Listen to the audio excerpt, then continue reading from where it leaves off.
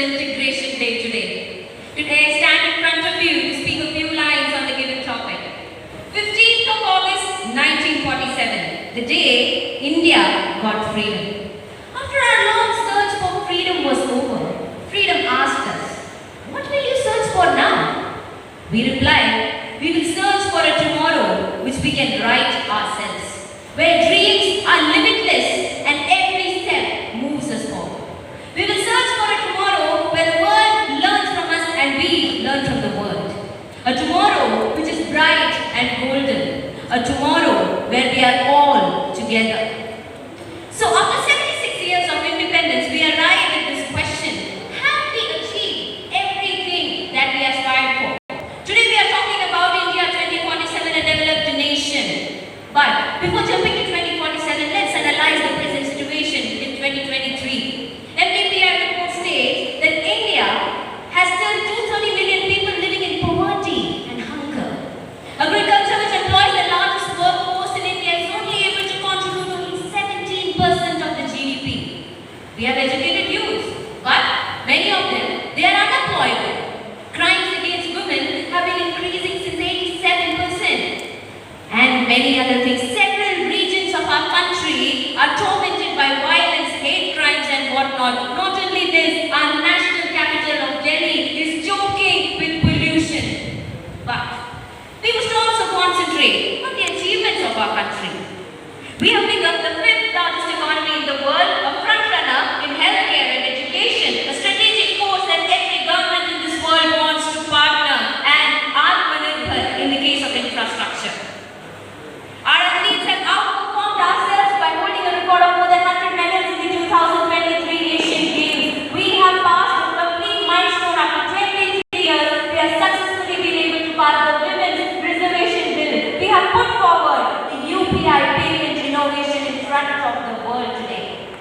So, all these challenges and achievements puts us in a dilemma.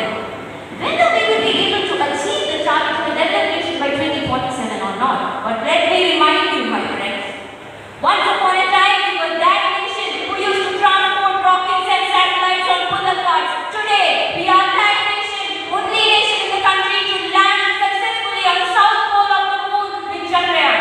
And now we are proceeding towards the sun. As John F. Kennedy said, "Ask not what your country can do for you, but ask what you can do for your country." This brings me to the second part of the topic. What should be the duties and responsibilities of the youth in realizing the goal of development? The 1.4 billion strong population of India comprises more than 54% under the age of 25. Now the next 25 years is dependent on them, on us. So I believe the first responsibility as a youth should be to have a vision for India 2047.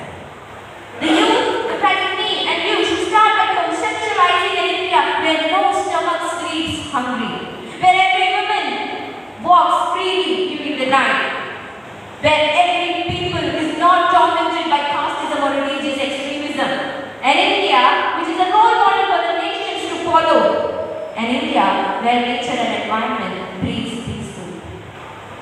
So all this proves that we do have the potential to somehow propagate India towards the developed nation that we aspire for. The second responsibility of the youth should be spreading the harmony and brotherhood among the citizens, and also propagating the G20 motto of Vasudhaiva Kutumbakam. A unique characteristic of developed country, according to the Global Skills Report, states that in countries like USA, Canada and South Korea, more than 75% of the youth, they are skilled, but in India, it remains less than 5%. So as youth, the third responsibility, we should take a pledge that in the coming years, we will acquire a skill, an expertise in a skill which will promote skilling in India. That will give you a developed India. The fourth responsibility of the youth should be to have a sense of duty. Let me elaborate. See, it is the duty of the government to provide you with 24 hours electricity, but it is also the duty of the citizens like us to conserve electricity as much as possible. And the fifth is to stay connected to your culture and uphold the values enshrined in our constitution. As PM said, "Jab hum dharti se judenge, tabhi uncha udenge." And lastly, our youth should abide by the 5 core principles of Panch Pran that we all pledged together yesterday here at yuva. yuva utsav.